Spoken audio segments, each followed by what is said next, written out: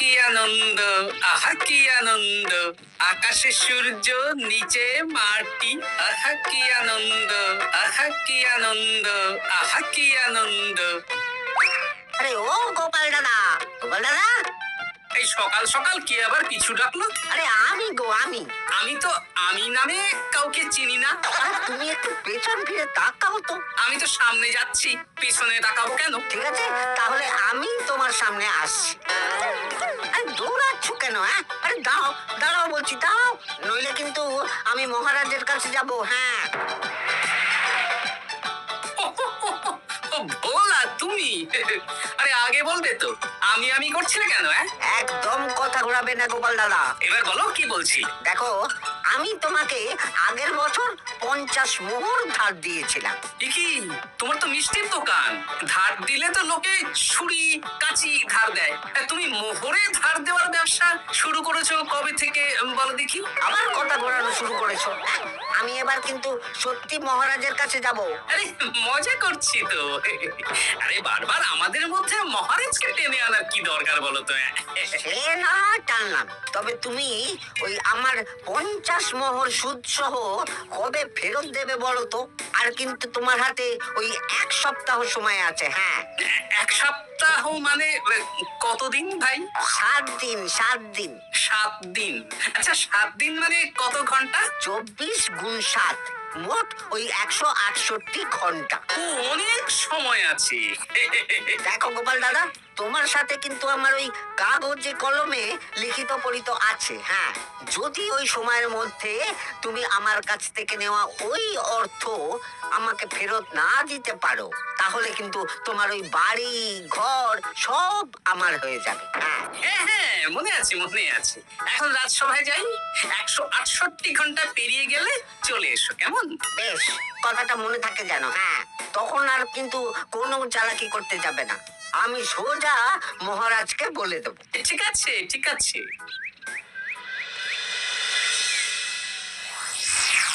দেখুন মহারাজ, নিজের চোখেই দেখুন, সবাই হাজির, শুধু গোপাল ধা। সত্যি গোপাল ইদানিং আবার দেরি করে আসা শুরু করেছে। ওকে আচ্ছা করে ধোলাই দিন, তাহলেই চলে আসবে। কাজের কাজ তো কিছু করে না, শুধু বসে থাকে, তাতেও এই। যা বলেছেন মন্ত্রী মশাই। আমার মতে গোপালকে রাজসভাতেই বেঁধে রাখুন, তাহলে আর বাড়িতে যেতেও হবে না আর দেরি করে আসবেও না। রোজ রোজ গোপাল করে রাজসভায় আসতে দেরি, তাই এবার তার পায়ে পড়াতে হবে বেড়ি। এই তো মহারাজ চলে এসেছি। আর বলবেন না, রাস্তায় ভোলা মহারাজ চেপে ধরছিল। থাক, আর অজুহাত দিতে হবে না। নেহাত ভাগ্যের জোরে এই রাজসভার চাকরিটা পেয়েছিল। হ্যাঁ, মহারাজ ভালো মানুষ, তাই তোমাকে পুষছেন। আচ্ছা আপনি কি বলতে চাইছেন কি?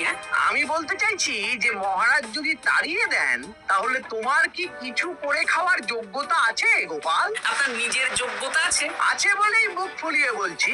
হ্যাঁ, মন্ত্রী এটা একটা ভালো প্রসঙ্গ তুলেছে। আমার রাজসভার সকল সভাসদদের বলছি, যদি কোনো কারণে তোমাদের চাকরি চলে যায়, তাহলে তোমরা কি করবে একবার ভেবে দেখেছো? না মহারাজ, ভাবনাটা আমি সঠিক সময়ে কাজে লাগাই, ওই অকারণে ভেবে মাথা খারাপ করতে চাই না। আহা, রাজসভার চাকরিটা তো তোমাদের পেশা। এই পেশার বাইরে তোমরা কে কি করতে পারবে? দেখুন মহারাজ, আমি তো ভেবেই দেখেছি যে যদি রাজসভার চাকরি না থাকতো, তাহলে আমি ব্যবসা করতাম। আমি মহারাজ যদি বিজ্ঞানী না হতাম, তাহলে শিক্ষা দান করতাম। আমি তো ছবি আঁকতাম, কলম না থাকলে আমি তুলি ধরবো। আমি কামারশালায় কাজ করতাম। আমার তো ছোটবেলায় মূর্তি বানানোর শখ ছিল, আমি মৃৎশিল্পের কাজ করতাম। কি গোপাল, এবার তুমি বলো। সবাই তো কিছু না কিছু বিকল্প ভাবনা চিন্তা করে রেখেছে। দেখুন মহারাজ, অনেক ভেবে দেখলাম আমার কাজ তো ভাড়ামো, তাই আমি লোক হাসিয়েই পয়সা রোজগার করব। আর বিশেষ কোনো গুণ তো আমার মধ্যে খুঁজে পাচ্ছি না মহারাজ। বেশ, আমি একটা ছোট্ট পরীক্ষা নেব। আজকের পর থেকে আগামী 7 দিন, আর এই 7 দিন তোমরা তোমাদের যা মন চায় সেটা করে রোজগার করবে। আমি তো খেতে ভালোবাসি। তাহলে খাবে। গোপাল হয় মুখ খুলে থাকে, নইলে চোখ বন্ধ করে। ও শুধু দুটো কাজই ভালো করতে পারে। আর 7ম দিনের শেষে বিচার হবে কে কত রোজগার করেছে। যার রোজগার সবচেয়ে বেশি হবে তাকে আমি দেব 100 মোহর উপহার। আর মহারাজ, যে সবচেয়ে কম রোজগার করবে তার বেতন থেকে আগামী 10 মাস 10 মোহর করে কাটা হবে। কি রাজি তো? হ্যাঁ, রাজি। আমি জানি যে গোপাল ফুটো করিও রোজগার করতে পারবে না, তাই গোপালই হারবে।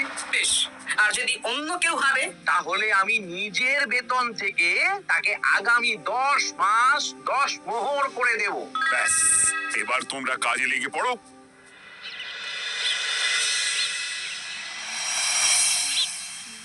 কি গিন্নি, আজকেও নিরামিষ? হ্যাঁ, আজকেও নিরামিষ খেতে হয়। হ্যাঁ, রোজই তো কিছু না কিছু একটা লেগে আছে তোমার। আমাদের পুরো শরীরটাই তো আমিষ। হ্যাঁ, তাহলে আমিষ খেতে বাধা কিসের বলো দেখি? বেশি তর্ক করতে হবে না বাপু। তা তোমাকে ডিম বানিয়ে দেবো। হ্যাঁ, না, আমি মানুষই। ঠিক আছে গিন্নি। আরে তোমাকে ডিম বানাবো বলেছি নাকি? আমি বললাম তোমার জন্য ডিম বানিয়ে দেবো। জন্যটা তো বলনি তখন। আরে তাড়াতাড়ি দাও, তাড়াতাড়ি দাও। এখন কদিন শুধু খাবো আর ঘুমাবো। 7 দিন ছুটি। ছুটি মানে? সেসব পরে বলবো গিন্নি। যাও গিয়ে ডিম সেদ্ধ বসাও।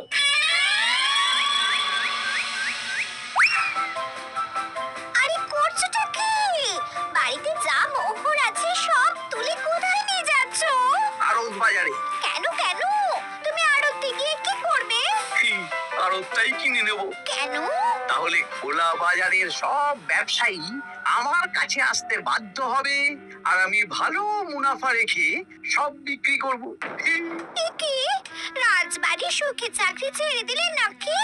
না না না, এখন 1 সপ্তাহ ব্যবসা করে মহারাজের কাছে আমার যোগ্যতা প্রমাণ করব। সব পরে বুঝিয়ে বলবো। হ্যাঁ, আমি আপনাকে সব শিখিয়ে দেব। তাহলে ভাই ওই আগামীকাল সকাল থেকে কাজে লেগে পড়বো, কেমন? তাহলে বুঝতে পারলেন তো যে কি করতে হবে? হ্যাঁ হ্যাঁ জমিদার মশাই, কবিতা লেখা যেমন আমার পেশা, তেমনি চিত্রশিল্প আমার নেশা। তাহলে তো আর কোনো চিন্তাই নেই। আশা করি খুব সুন্দর ছবি আঁকবেন। আপনি 1 সপ্তাহ পর এই মন্দির চিনতেই পারবেন না। এই নিন আপনার জন্য 50 মোহর অগ্রিম। মন্দিরের চিত্রকলা শেষ হয়ে গেলে আরো 50 মোহর দেব, ঠিক আছে? বেশ।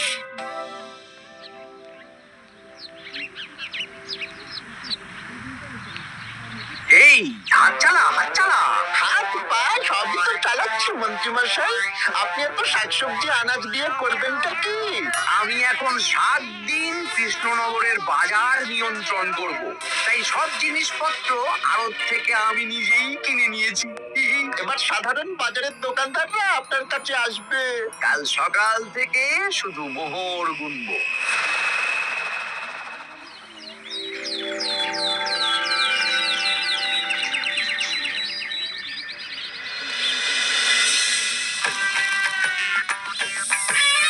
আরে এত বেলা হয়ে গেল, আর কত পড়ে পড়ে তুমি ঘুমোবে? এত লম্বা ছুটি পেয়েছি, এখন তো বিশ্রাম নিতেই হবে গিন্নি। কিন্তু পুকুর ঘাটে গিয়ে তো আমি অন্য কথা শুনলাম। তুমি আবার কি শুনেছো? তোমাদের মহারাজ নাকি বলেছেন আগামী 1 সপ্তাহ তোমরা সকল সভাসদেরা ওই সকল সভাসদেরা নিজের ইচ্ছে মতো কাজ করে রোজগার করব।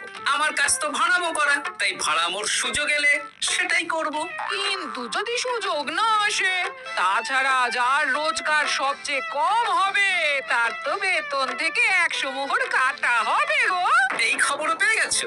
বাবা, পুকুর ঘাট না পরনিন্দা পরচর্চা কেন্দ্র? হ্যাঁ? ওসব বাজে কথা বাদ দিয়ে কোনো কাজ শুরু করো, কাজ শুরু করো।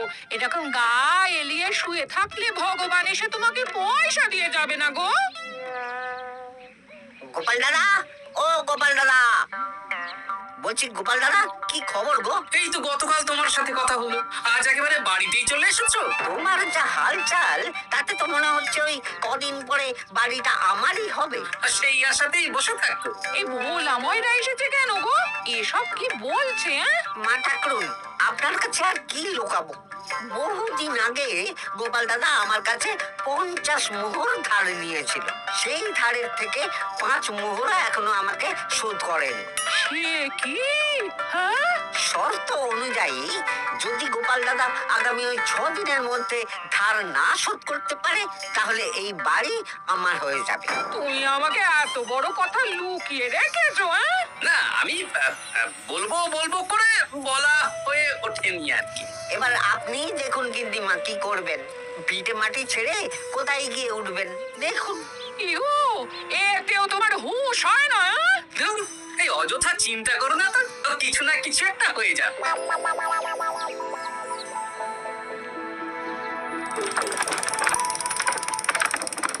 বাবা পণ্ডিত মশাই, আপনি তো এর মধ্যেই কাজ শিখে গেছেন।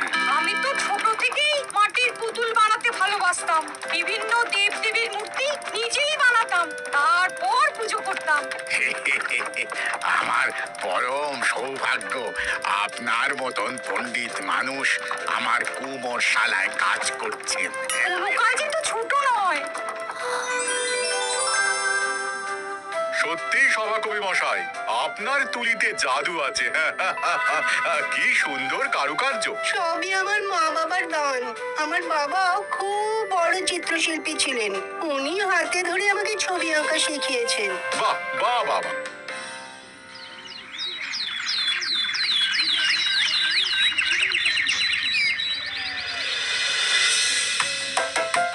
এই যে পুটি, আজকে তো একটা মজার জিনিস শেখাবো।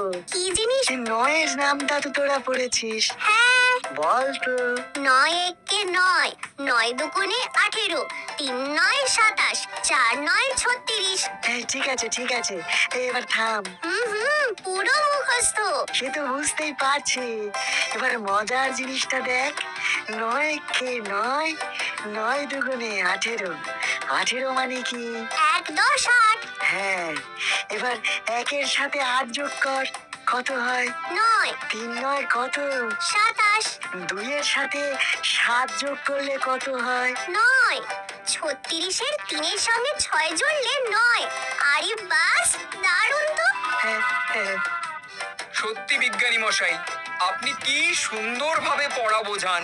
এটা তো আমার নেশা।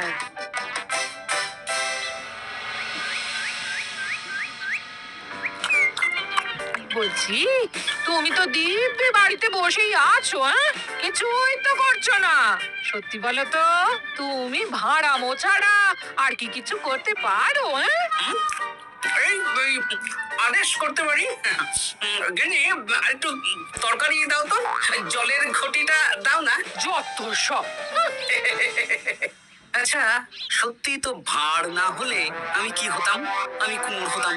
মাটির কাজ শুনেছি খুব সোজা। যাই, কুমোর পাড়ায় যাই।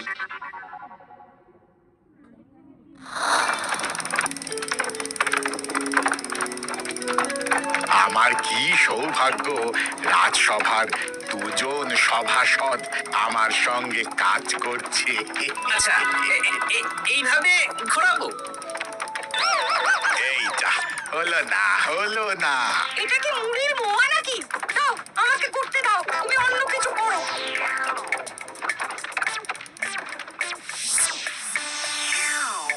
বলো গোপাল দাদা, কি দেবো? মুড়ির মোয়া, তিলের নাড়ু? আমি কিনবো না গো, বানাবো। হ্যাঁ, কি বানাবে? ওই মুড়ির মোয়া। কদিনের জন্য আমার একটা কাজ দরকার, বুঝলে? তা বেশ, তাহলে এসো। এই পিছনেই আমার কারখানা, গুড় মুড়ি সব রাখা আছে, বানাও।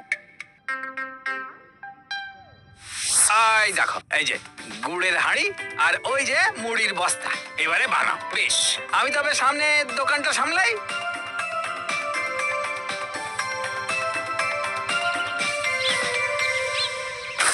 কিসের আওয়াজ হলো? আরে আরে আরে, এ কি করলে গোপাল দাদা? আর বলো না, ওই গুড়টা ঢালতে গিয়ে হাঁড়িটা হাত ফসকে পড়ে গেল। এই তুমি যাও তো, তোমাকে কিচ্ছু করতে হবে না, যত সব বিপদ বাড়ানো।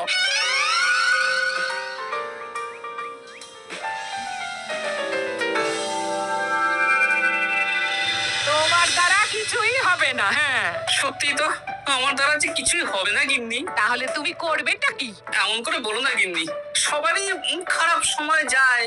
আর খারাপ ভালো, যে সামান্য মুড়ির মোয়া বানাতে পারে না তার মুখে এসব মানায় না, মানায় না। এদিকে বাজারে সবজির দাম হু হু করে বেড়ে গেছে। তাই নাকি? বলি তুমি জানবে কি করে? কদিন তো শুয়ে বসে আছো, আমি তো বাজার দোকান করি। মন্ত্রী মশাই এখন আড়ত সামলাচ্ছেন আর সাধারণ বিক্রেতাদের চড়া দামে বিক্রি করছেন। হ্যাঁ, ও বেটা জীবনে শোধরাবে না। উনি তো তাও ছলে বলে রোজগার করছেন গো। আর তাছাড়া অনেকে পথে গান শুনিয়েও রোজগার করেন, সেটাও তো তুমি পারবে না। হ্যাঁ, এই তো পেয়েছি। 6 দিনের মাথায় তো রাজসভায় একটা বৈঠক হবে, সেদিনই আসল মজা জমবে। কিসের মজা গো? হ্যাঁ? সেটা সেদিনই বুঝতে পারবে।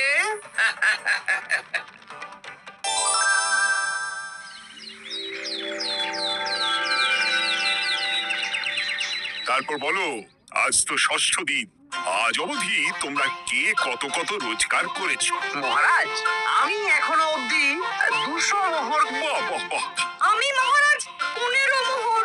আমি 5 মোহর। বিভিন্ন বাড়িতে বাচ্চাদের পড়াচ্ছি, শিক্ষাদান করছি দিনরাত। সেনাপতি আমি 10 মোহর পেয়েছি, আরো পাবো। আমি 50 মোহর অগ্রিম পেয়েছি, আরো পাবো আগামীকাল। বাহ বাহ বাহ, সবাই তো ভালোই রোজগার করেছো। আর গোপাল তুমি বলো। মহারাজ, আমি এখনো অবধি কোনো রোজগার শুরু করিনি। আমি আগেই বলেছিলাম গোপাল একটা কানা করিও রোজগার করতে পারবে না। আসলে মহারাজ, আমি আজ সকালেই আমার প্রতিভা খুঁজে পেলাম। তোমার আবার কি প্রতিভা? আমি ভালো গান গাইতে পারি মহারাজ। আমার ছোট্টবেলার ইচ্ছে ছিল আমি রুদ্ধদ্বার সভা করব, গান গাইবো, আর দর্শক বা শ্রোতারা আমার গান শুনে আমাকে পয়সা দেবে। বাহ বাহ বাহ, তা শোনালি না কেন? আমি চাই আপনারা সবাই আমার বাড়িতে আসুন, আমার গান শুনুন। এই না না না না না, তোমার গান শুনে অর্থ ব্যয় করতে পারবো না গোপাল। যদি শোনাতে হয় তো বিনামূল্যে শোনাও। তুমি ভেবেছো কায়দা করে গান শুনিয়ে রোজগার করবে?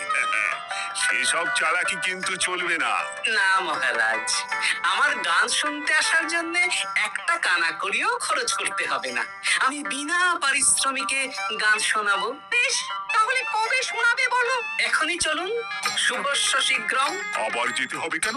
এখনই শোনাও। আমার আবার নিজের বাড়ি ছাড়া প্রতিভা বিকশিত হয় না। বেশ তো, এই কদিন টানা কাজ করেছি, তোমার গান শুনে মনটা যদি ফুরফুরে হয়ে যায় ভালো তো। চলো গোপাল। আসুন আসুন, সবাই ভিতরে আসুন, আসন পাতা আছে, সবাই বসুন।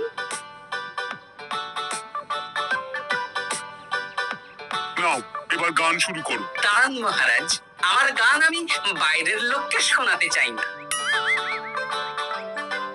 কু, কু, বাবা, আবার কোকিলের মতন আওয়াজ করছে। কু।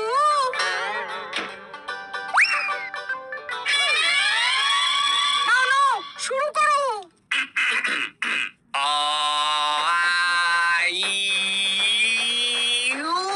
ওরে বাবা রে বাবা, আরে এত চিৎকার করছো কেন? থামো থামো থামো। এটা ভালো লাগছে না, অন্য গান শোনাচ্ছি তাহলে। আকাশে মেঘে বাতাসে বায়ু, জ্যোতিষী বলেছে আমার 100 বছর আয়ু। আরে থামো থামো, আরে কান ঝালাপালা হয়ে গেল। না, থামতে আমি পারবো না, গান শুনতেই হবে। ওরে ওরে বাবা রে বাবা, এই কানে তালা লেগে গেল, আমি পালাই। পালাতে পারবেন না, বাইরেও তালা দেওয়া আছে। বাইরে তালা খুলতে বলো। বাইরে বেরোতে হলে প্রত্যেককে 100 মোহর দিতে হবে। আমরা তো আগেই বলে দিয়েছি তোমার গান শোনার জন্য কোনো পয়সা দিতে পারবো না। এটা তো গান শোনার জন্য নয়, বাইরে যাওয়ার জন্য। আমার গান শুনতে আসার জন্য কোনো অর্থ লাগে না। গান শুনে বাইরে বেরোতে গেলে অর্থ লাগবে জনপ্রতি 100 মোহর মাত্র। কি জ্বালা তোর? হয় দিন, নইলে আবার শুরু করছি। থামো থামো। আপনারা কি সবাই দেবেন না এখানেই থাকবেন? এই আমার কাছে এখন 50 মতন মোহর আছে। আমার কাছে 5 রাজমোহর আছে। সে আমি লোক পাঠাচ্ছি আপনাদের সবার বাড়িতে, পুরো অর্থ পাবো, তারপর সবাইকে ছাড়বো। আচ্ছা, এটা কি ঠিক করলে গোপাল? দেখুন মহারাজ, আমি কথা নিয়ে খেলি। সব সভাসদেরা 6 দিন খেটে যা না রোজগার করেছে, আমি শুধু বুদ্ধির জোরে আর ভাড়ামো করে ঘন্টা খানিকের মধ্যে তার থেকে বেশি রোজগার করে নিলাম। যদিও এখনো একদিন সময় আছে। সত্যি গোপাল, তোমার বুদ্ধির জবাব নেই। মন্ত্রী মশাই, যে সবচেয়ে কম রোজগার করবে আপনাকে কিন্তু তাকে আগামী 10 মাস 10 মোহর করে দিতে হবে। হ্যাঁ নয় হ্যাঁ, এরকমই তো তুমি মুখ বড় করে বলেছিলে। গিন্নি কই গো, ভোলাকে ডেকে আনো, ওর ধার আজকেই শোধ করে দেব। হ্যাঁ, যাচ্ছি। হ্যাঁ, আমরাও যাচ্ছি। গোপাল, কালকে রাজসভায় এসে তোমার পুরস্কারের অর্থটাও নিয়ে যেও। সে তো নিশ্চয়ই।